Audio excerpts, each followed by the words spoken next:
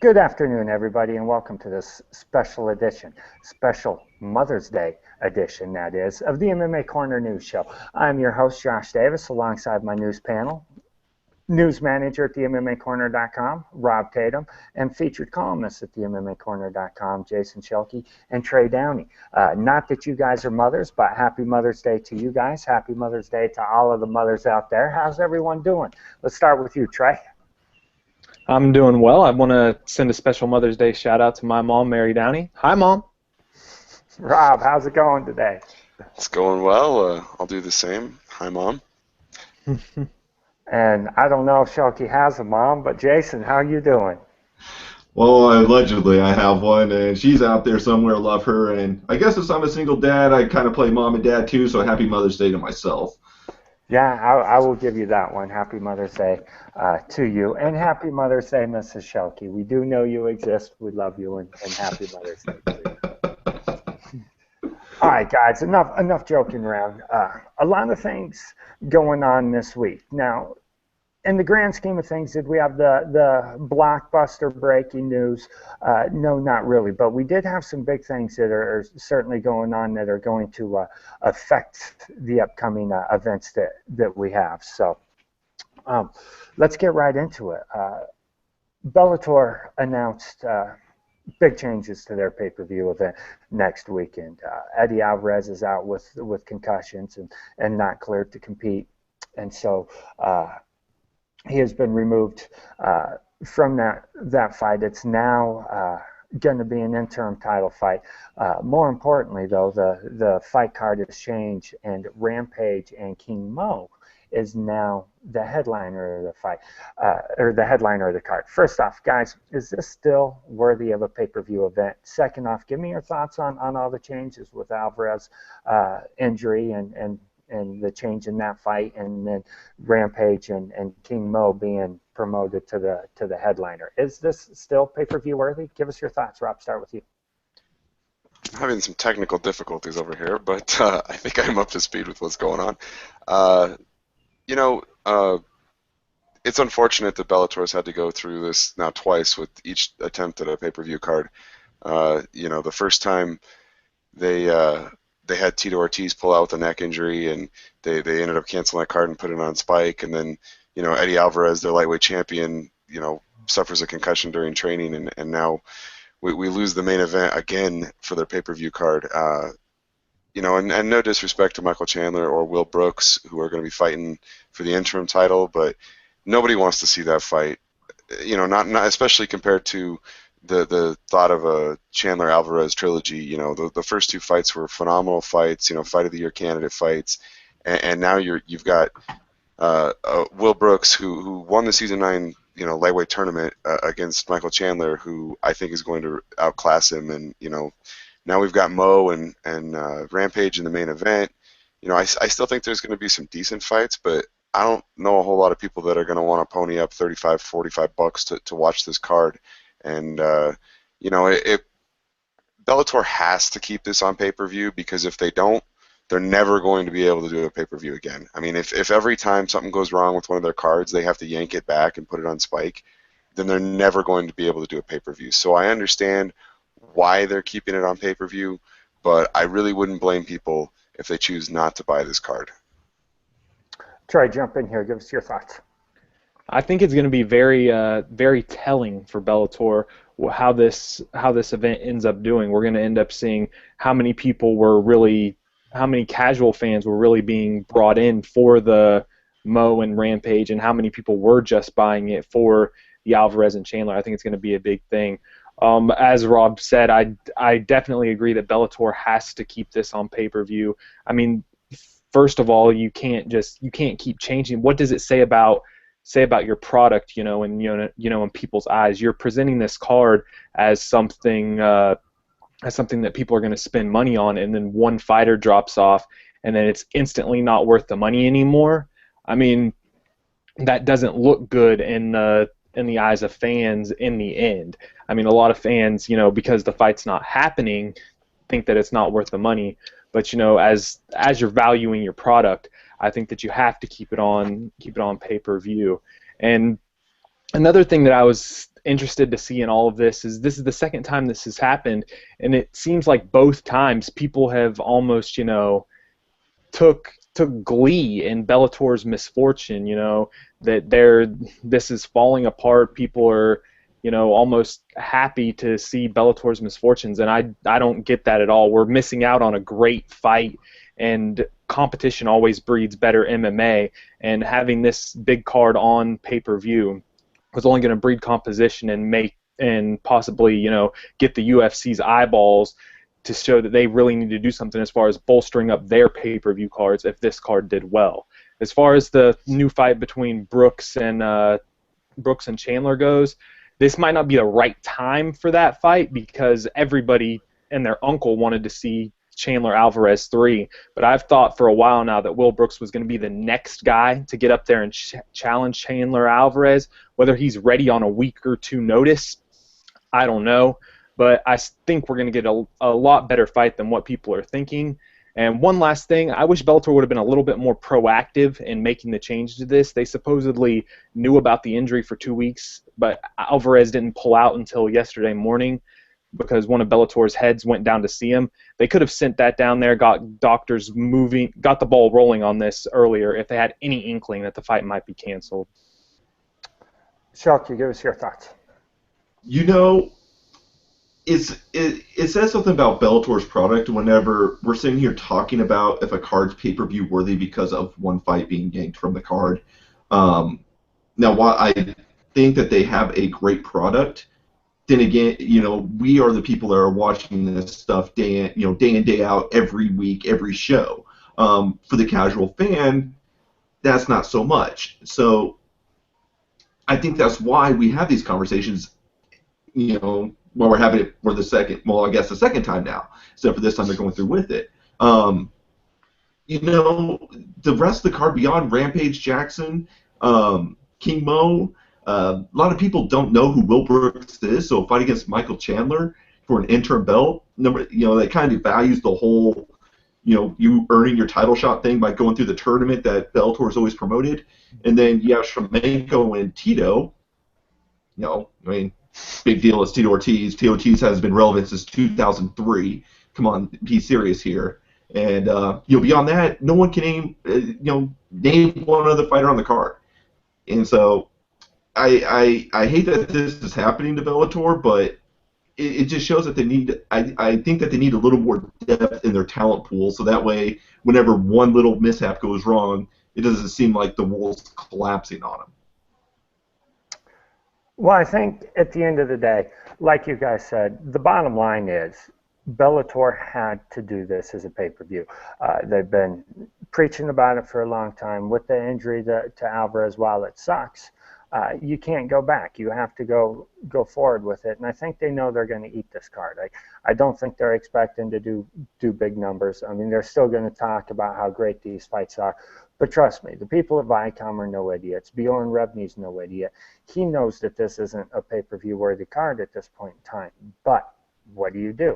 I think a lot of the fans who like Trey said, are happy to see Bellator fall. We're hoping that this card would fall off of pay-per-view.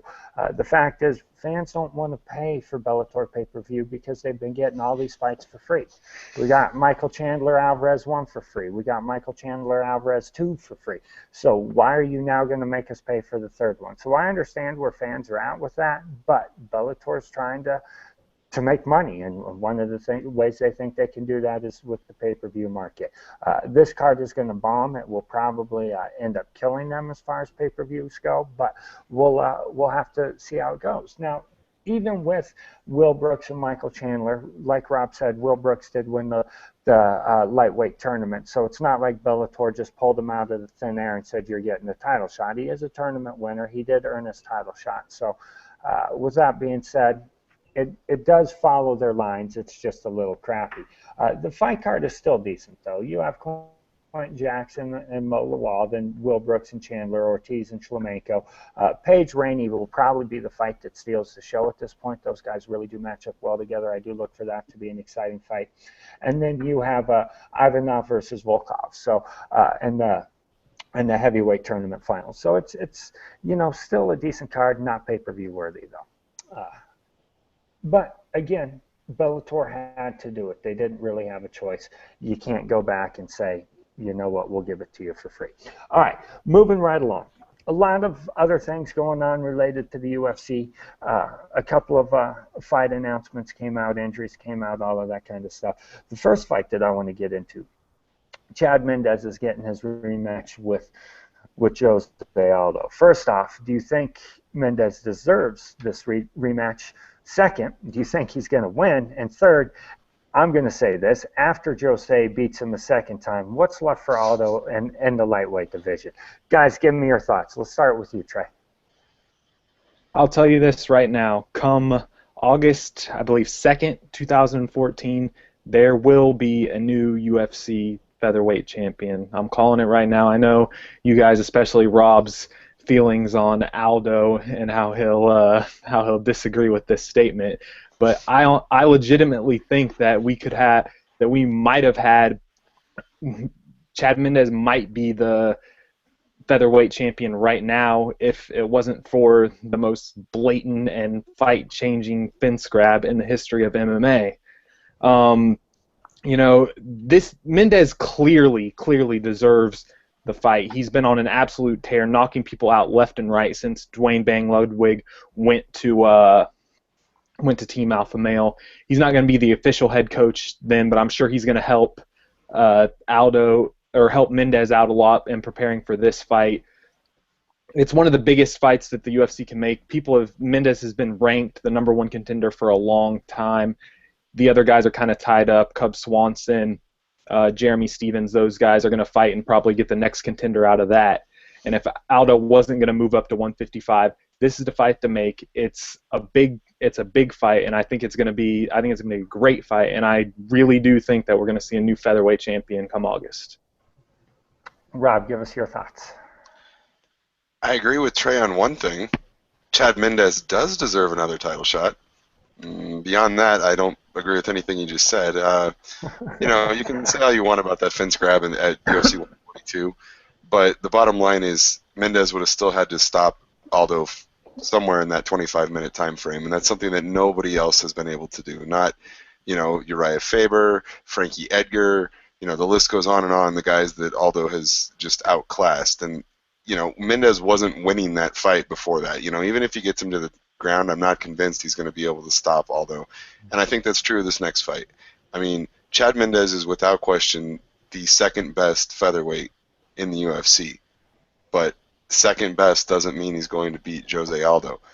I think Aldo embarrasses Mendes all over again. It may not be in the first round. It may not be by a knee this time around. But, Aldo is one of the most cerebral fighters and has one of the most complete skill sets in the entire sport. I have him ranked as my #1 pound for pound fighter in the world.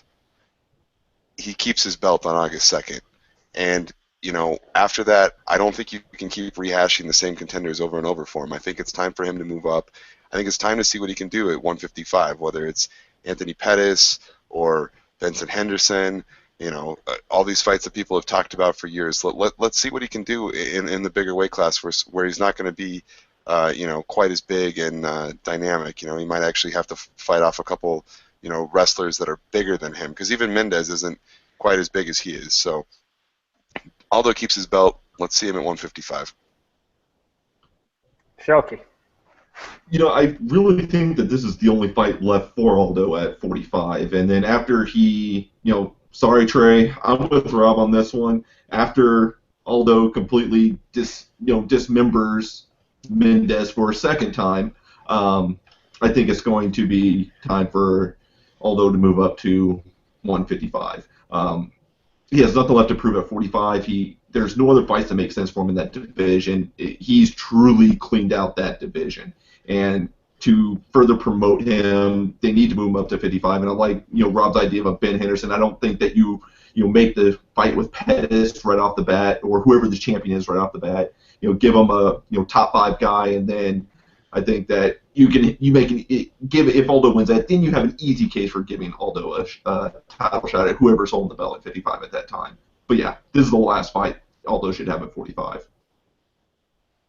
Yeah, I have to agree with you guys as a panel. I certainly think that this is probably going to be the last fight he has. I do think he wins this fight. I do think Chad deserves a second shot. He is on first off, his only loss is to Jose. He's on a 5-fight win streak.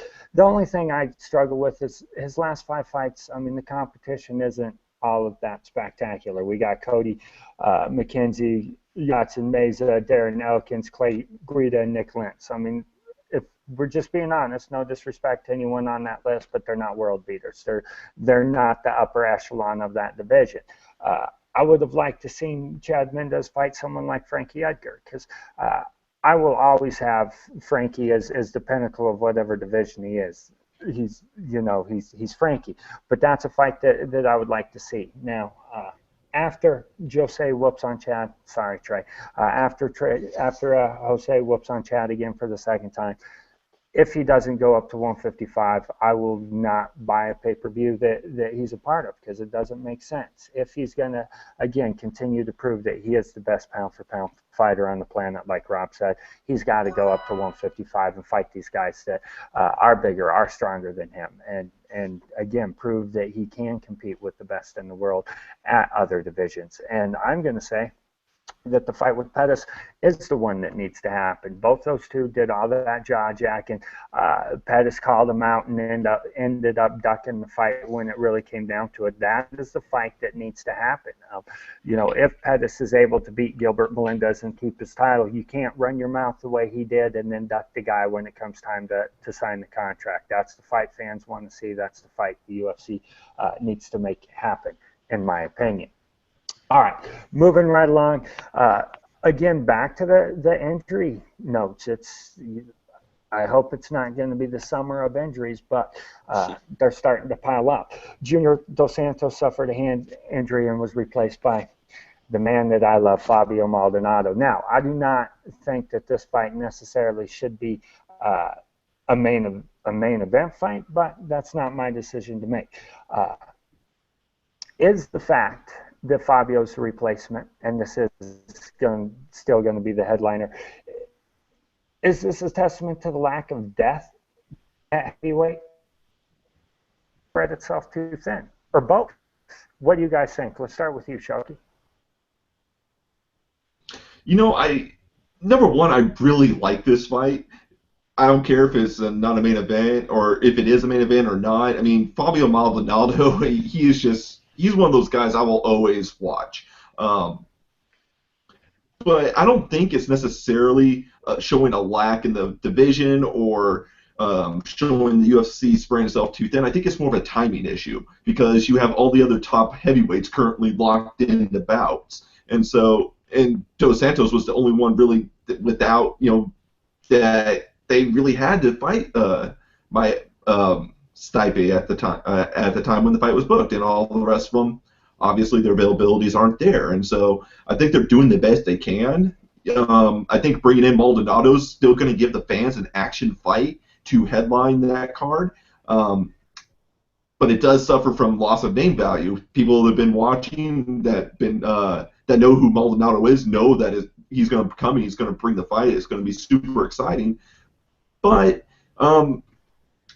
obviously he's not a contender in the division. He's far from Junior Dos Santos. So I think it's more of a timing issue. I don't think that there's any lack of depth at heavyweight, really. And I think it should still be a really exciting fight, despite the lack of name value now topping the card. Rob, give us your thoughts. Well, there's a couple issues going on here. One is that with it only being 3 weeks out, there's visa issues with trying to get a fighter into Brazil, and unfortunately the only other heavyweight that would have even remotely made sense was Gabriel Gonzaga, who Miocic has already fought. So, this is really the best that they could do given the time frame and the situation. I do think it signals some issues that the UFC currently has with its global expansion, in that there aren't a handful of heavyweight fighters available to them in each region of the world.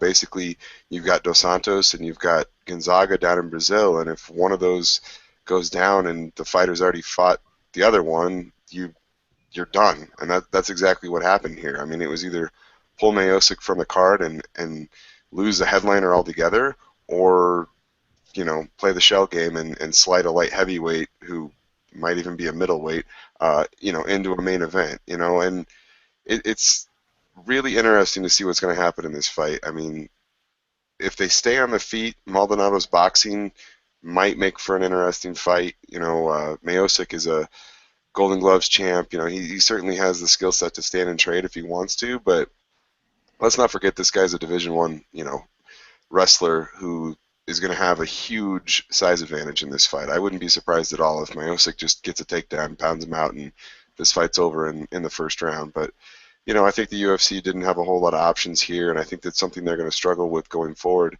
as they keep trying to have basically one event a week or two events a week as they're going to do, later this month.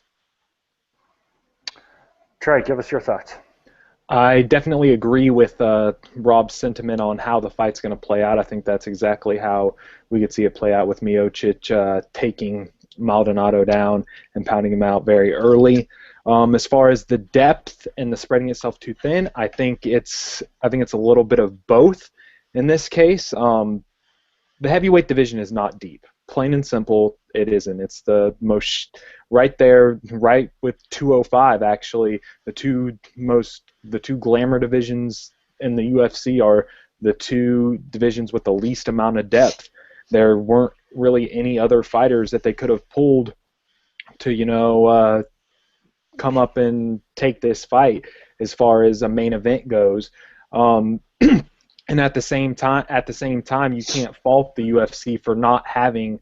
You can't put any division on the sidelines or anything like that to say, oh, we're just going to have this guy waiting in the wings to take a short notice fight.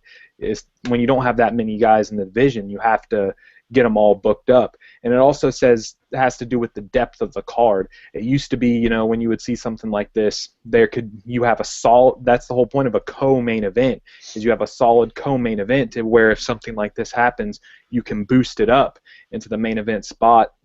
And this card was completely void of that. Is pretty much a one-fight card, and that's the problem that you have when you're putting these things together. The UFC needs to focus on, instead of just putting one absolute headliner and then just filling it in with a couple recognizable names, I think to really put a solid card together, you need to start having two marquee fights, a true main event and a true co-main event, if you can get that on a card, so you won't have this problem in the future. Well, I think in a lot of cases, in most cases, that's what the UFC does here. But let's put this into perspective. This is the Tough Brazil finale. That's what the card is. And originally it was supposed to have Vanderlei and Sonnen on this card as well, but due to other things, the UFC had to switch that around. So this card is what it is. As far as Brazilian fans go, and that's who this card is catered to, because it's certainly not catered to us, bringing in Fabio was the perfect fighter. Every Brazilian loves to see that guy fight. They know he's going to go in there and get after it. He's going to give it his all. He's going to do his best to win. I think he gets his ass handed to him.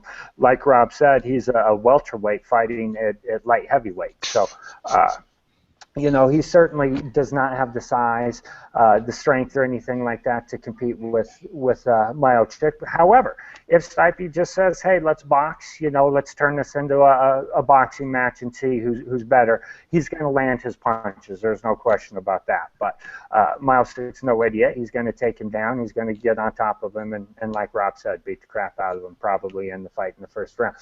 But from where the UFC is at, losing JDS, Rob brings up valid points with the visa issues. It's not like they can just throw out another UFC heavyweight to replace him. They had to do somebody who was local.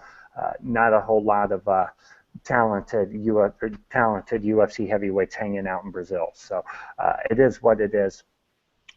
But again, card's not catered to us. It's catered to the Brazilian people. I guarantee you everyone in Brazil is still going to be watching this card. They're still going to be loving it. It's still going to do great numbers for the UFC, probably exactly what they want. So with that being said, let's move right along.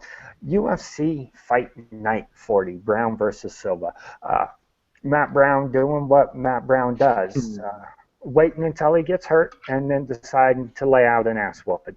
And that's exactly what he had last night. He came out to fight, took some body kicks, definitely, hurt him, decided that he was going to put on a beat down, and he did. That was his 7th victory in a row, guys. And I will be honest, I, for one, until recently, have not been the biggest Matt Brown supporter. I thought that he was overrated. He beat some guys convincingly, but again, they weren't quality victories. But now he's got a few quality victories. He's got 7 victories in a row.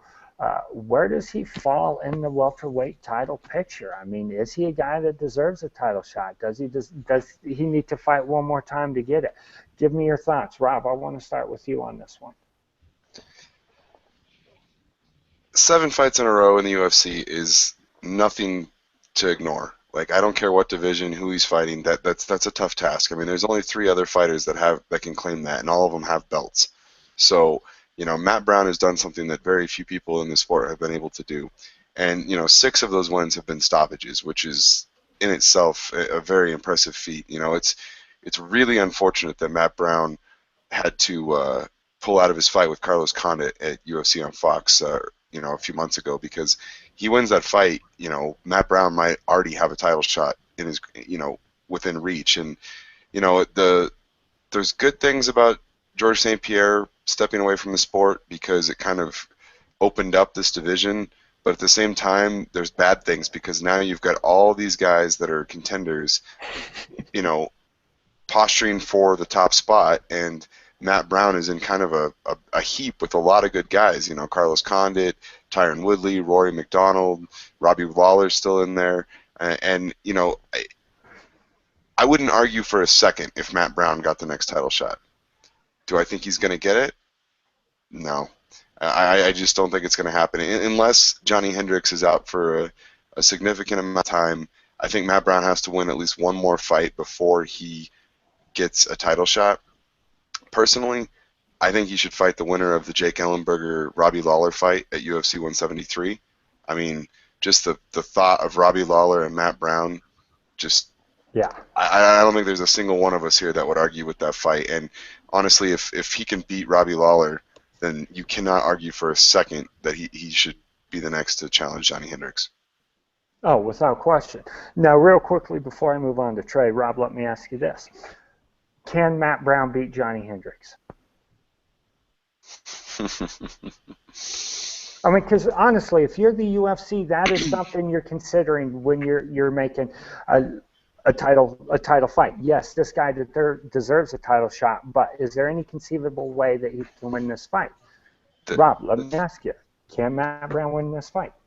The thing about Matt Brown that I've learned over the last 4 years is that unless he's facing a submission guy, you should put your money on Matt Brown. I mean, he just finds ways to win. I mean, even last night he was hurt. Yes. Some referees might have stopped that fight last night in the first minute or two when Silva had him rocked with body kicks, and he landed like 4 or 5 right hands in a row, and you just saw Matt Brown's head rattling around. And if the fight had been stopped, I don't think there would have been a whole lot of people saying that was a bad stoppage. But it's good that Herb Dean let Matt Brown do what Matt Brown does and come back in that fight. And, the thing is Johnny Hendricks is not immune to being hit. I mean, we saw that a lot in the Lawler fight, but his wrestling game might be enough to keep Matt Brown from unleashing his technical brawling, as he calls it, with the elbows and the knees and the uppercuts and everything that he did to light up Silva last night. I won't say that Brown can't beat Hendricks, but I will say that it's unlikely. Trey, give us your thoughts. First of all, I want to disagree a little bit as far as, the UFC all the time taking into consideration if a guy can beat someone when putting together a title shot. Chael Sonnen got a shot at John Jones. Antonio Bigfoot Silva got a second shot against Cain Velasquez, and we saw how both of those fights ended up. I think Matt Brown has a better shot against Johnny Hendricks than either of those two guys had in those title fights.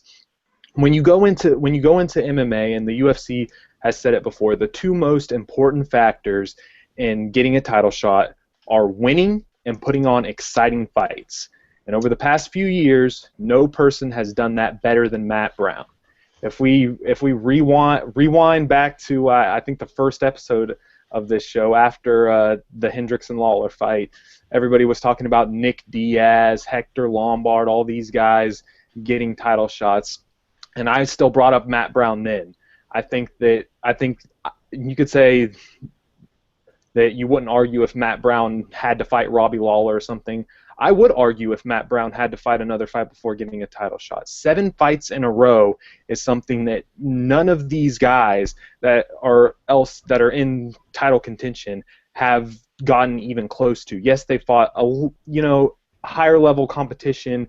It is neither here nor there, but it's just when you win that many fights in a row, the UFC has a certain level of competition. You can only win who's put in front of you. It's the same thing, when you say in college football ratings and stuff like that. And Matt Brown has not just beaten people, he's put on exciting fights and ran right through people that a lot of people thought that he was going to use to. Eric Silva was a favorite in this one. He beat another prospect in Jordan Meehan, beat Stephen Wonderboy Thompson when Wonderboy was one of the hottest prospects coming up. I think Matt Brown deserves this shot. And this is one of those cases I think fans would be hugely, hugely behind this fight. It would clearly be an exciting fight. And another thing with him and Hendricks, I don't think Hendricks has really ever faced a guy that's going to bring the level of pressure that Matt Brown is going to bring to him. And I think that's one of the most underrated aspects in any fighter's MMA game is if you can bring the pressure the way Matt Brown does, guys will wilt under that pressure. And I'm on the bandwagon. Matt Brown deserves a title shot. I don't see how you can deny him. 7 straight wins. Let me say that one more time. 7 straight wins. There you go. 7 straight wins. Jason, get in here. Man, we talked about this at length last night. While it's impressive that Matt Brown has won 7 in a row, he hasn't beat anybody in the top of the division.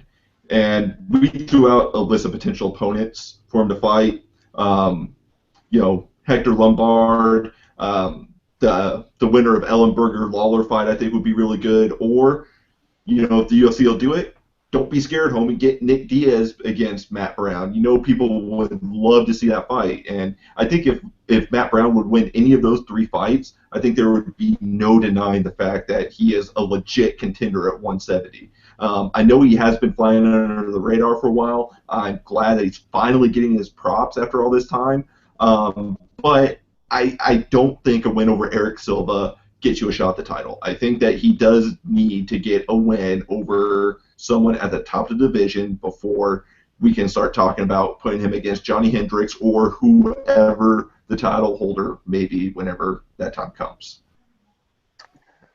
And if you watched the show last night, the post-fight wrap-up show, that is one of the fights that I threw out there. I think that Nick Diaz and Matt Brown really match up well against each other. I think it would be an exciting fight, and I certainly think that it would be a fight that fans want to see. And you put an ass whooping on Nick Diaz, and you deserve a title shot, plain and simple. Even though he hasn't fought in however long, you come out, you put an ass whooping on Nick Diaz, you deserve a title shot.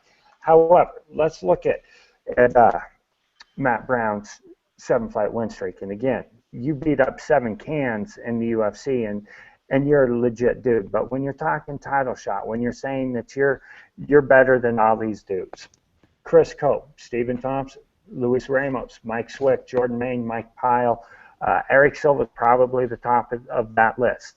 The number 14 fighter, and you're clamoring for a title shot. Guys, I just don't see it. I'm not going to argue if he gets it, but no, I certainly think that guys like Robbie Lawler, Rory McDonald, Tyron Woodley deserve shots over Matt Brown because they have fought the top 5 guys in the division. They have fought the best of the division and got victories. Matt Brown has fought top 20 guys and got victories. You don't go from fighting a top 14 guy as your best victory into a title shot. It just, to me, it doesn't make sense. It's great that he's got 7 fights in a row, but I want to see him fight a top 5 guy.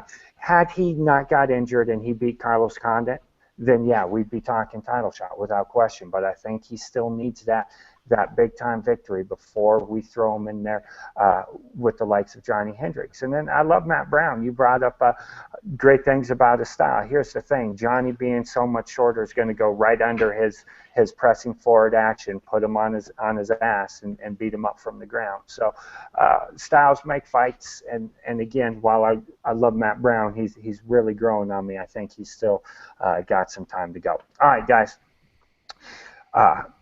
Let's get your final thoughts. First, let's start with you, Trey. Well, my final thoughts this weekend are going to be after the biggest event in sports over the past week. It wasn't the NBA playoffs. It wasn't the NHL playoffs. Thursday night, 10 million people tuned in to watch the first round of the NFL draft. Let me put that in perspective. That's more than the World Series Game 1 gets. That's more than the NBA Finals Game 1 gets. And that's essentially to watch people talk about football players. That shows the level of popularity that football has, and it really shows why the UFC does their best ratings on Fox during football season. But let's face it, there's a ton of talent in college football, and only 256 men got to have that great moment when they got drafted to an NFL team this past weekend. And as I said earlier in the show when we were talking about Maldonado and Miocic, the two biggest divisions that people really like to watch in the UFC are the light heavyweight division and the heavyweight division. And let's face it, none of them have any kind of depth right now. We're going to start recycling title fights and stuff like that soon, and the UFC needs to find their way to get some top-level heavyweight prospects. The average age, I believe, in the top 10 of the UFC's heavyweight rankings is above 30. So that's kind of problematic. These guys that didn't get drafted are still high-level athletes, and we've seen in the past with guys like Brendan Schaub and Matt Mitrione that you can find some high-level talent coming from football. They have the athleticism, they have the look, they have the explosiveness. The UFC should be right there with those teams calling some of these undrafted free agents to, possibly, say, hey, you want to go down to Boca with the Black Zillions, want to go to New Mexico, train with Greg Jackson. This could be a spot where the UFC could find their next heavyweight or light heavyweight star. And Trey, you bring up some good points here because the heavyweight division by far is the weakest in the UFC, and then I would argue that the light heavyweight division is the second weakest in the UFC, and one way to get the big man talent is going after all these guys coming out of college that are done playing football, that have nothing else to do. Unfortunately, not all of them graduated, this, that, and the other.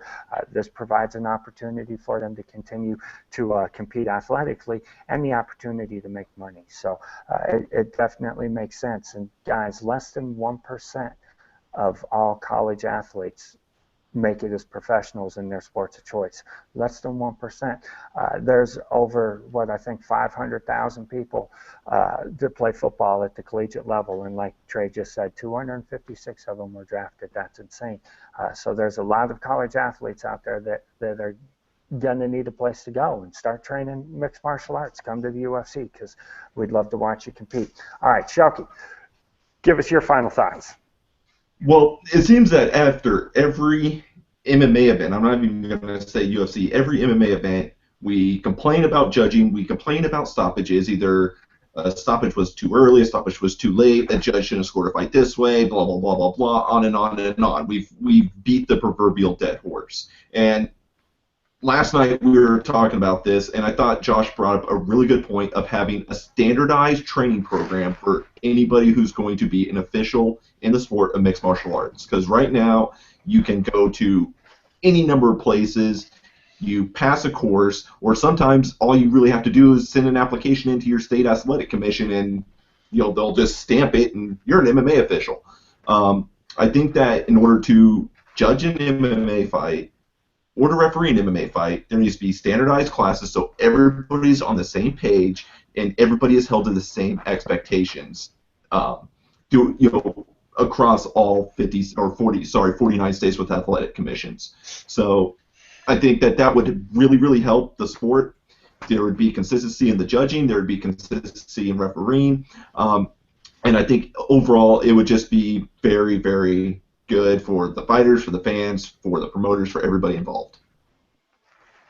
And that's a topic that I'm very passionate about because so many of these guys' careers are based off decisions that officials make. You take a few extra shots that you didn't need to take, and now you're out for 8 months due to concussions instead of just being out for 90 days. Or a ref stops the fight early, and now you don't get your win bonus. All these kind of things go into play here, and I think there are some things that we need to know. ABC technically has criteria, but very few people use it. And then Rob Hines teaches some great classes, but again, he's just one person. I think we need to standardize it, make it more unified for everybody. This is where you go to train. This is where you learn how to be an MMA official and move on. All right, wrapping up the show, Mr. Rob Tatum, give us your final thoughts. All right. Well, first off, I like Trey's idea. That was a definitely interesting angle. And Shucky's point about all the officiating. The good news is that we didn't need any of that stuff last night. Last night was like the one night where we weren't beating to death. A bad decision.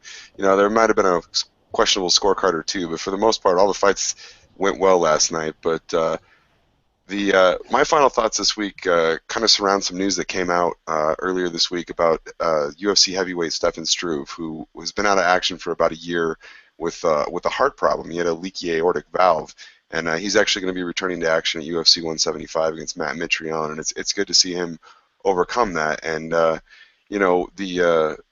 whole thing with the heart valve and him possibly having his career ended got me on the subject of a friend of mine, Mark Miller, the Fight Shark. There was a lot of press about him at one point. Him coming back from valve replacement surgery in the kickboxing world, and he actually picked up a win after having open heart surgery. And Mark Miller's fighting right now. He's going through some issues with his kidneys. He has to go dialysis every single day. He's a fighter. Fighters don't have health insurance. Even the guys in Zuffa have a limit. But, Mark's medical bills are probably in the $250,000 range right now. He's looking for a kidney transplant. He's already got the heart issues. He's already got diabetes. The guy's in his 40s. He's fought his entire life, and he needs your help. I rarely would sit here and condone saying spend money on somebody you don't know. But Mark's one of the good guys in this sport. I've known him for quite a while now. He's an expert when it comes to striking. He's a really nice person, and he deserves some help. So if you guys got an extra $5 laying around, go to GoFundMe.com and search for Mark Fight Shark Miller and help the guy out. You never know when you might need some help from everybody else too, and Mark's a good person, so please help him out. And our hearts do go out to Mark Miller, and we do hope that everybody can donate what they can. And I will tell you this, Mark, you can certainly have my kidney. I have 2 of them. I only need 1. So if one of mine will fit in your body and it will take it, you can certainly have one of mine. Real quickly, Rob did touch up on a point that I can't say that I forgot. It just didn't happen because we are running out of time. But I do want to give kudos to Stefan Struve. I do want to bring up the fact that Stefan Struve is coming back.